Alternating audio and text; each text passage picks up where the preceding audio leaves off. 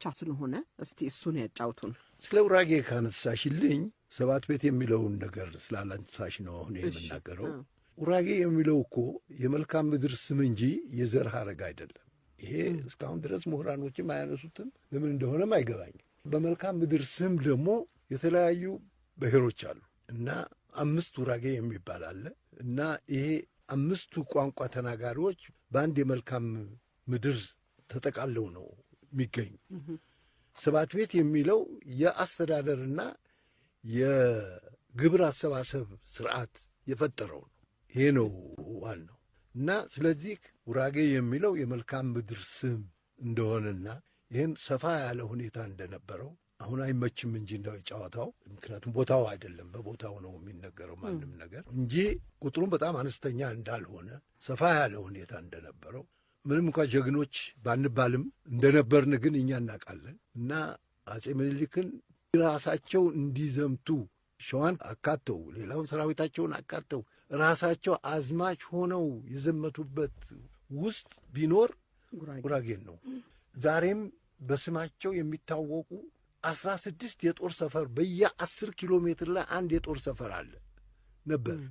በጣም ጥቂት ህዝብ በጣም በጠባብ ቦታ ላይ ይህን ያህል የተጠናከረ አቋም የነበረው ያንን ነው አጼ ምኒልክን ራሳቸው እንዲዘምቱ ያስገደዳቸው። ምክንያቱም የላኳቸው 3 ጊዜ በድል ተመተው ስለተመለሱ ራሳቸው መጀመሪያ ቱፋ ቡኔ የሚለውን ሰው ከጨቦ አንድ ሰው ወከሉ ስለላ የሚሰራላቸው እና ሰውየው ደግሞ እንዳይከዳቸው በአማችነት ያዙት።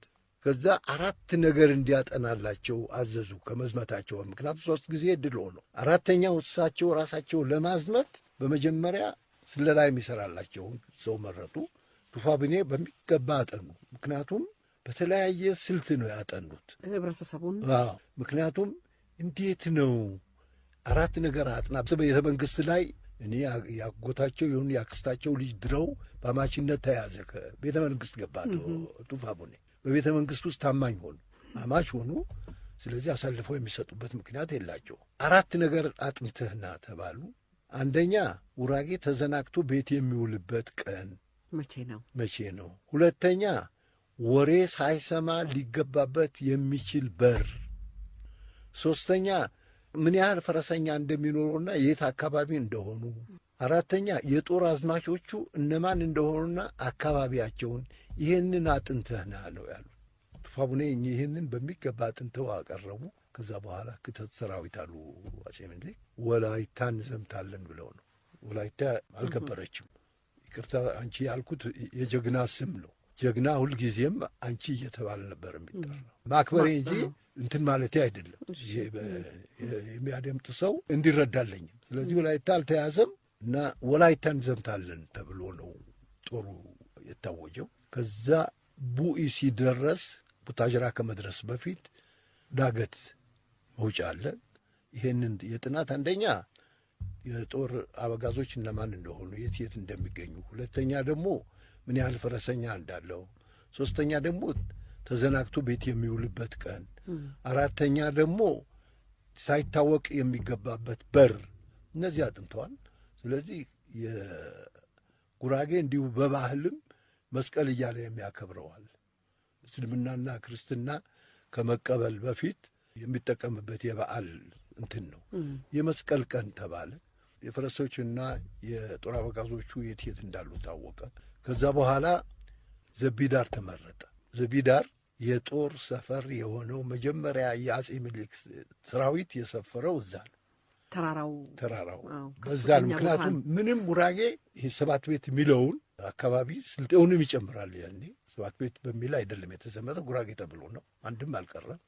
ስለዚህ እኛ አሁንም ነው የምንለው ሁሉ እና ምንም እንደው መቼም ደምና ስጋ አይደለህም ቢሉትም አጨት አይሆንም።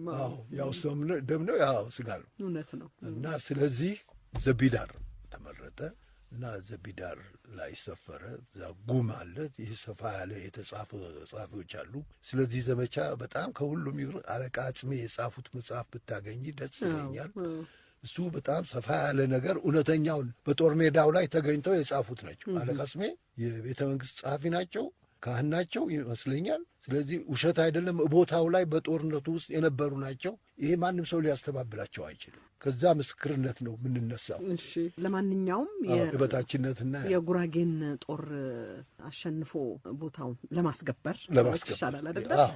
ብዙ ጊዜ ፈጅቷል፣ አስቸጋሪም ነበር። ስለዚህ እንግዲህ በፊትም የሐሰን አንጃሞ ያሰድንጃሞ ከዚህ ከአራቱ ጦርነቱና ከአፄ ምኒልክ ጦር በኋላ አምስተኛ ጦር ነው። አምስተኛ ነው። አዎ፣ ወደ የጀብዱ ሐሰን አንጃሞ ደንዳናው ገባር ጎቤን ገጠመው ግንባር ለግንባር የተባለው ሐሰን እንጃሞ የእስላም ንጉሱ ወጣ ይሰራም ያለ ድጉሱ መገሌን ዳሞ የእንጃሞ ፈረስ ቆርጦ ተነስቷል አልጋው ሊያፈርስ አዋሽ ጠጥቶ አንኮበር ሊደርስ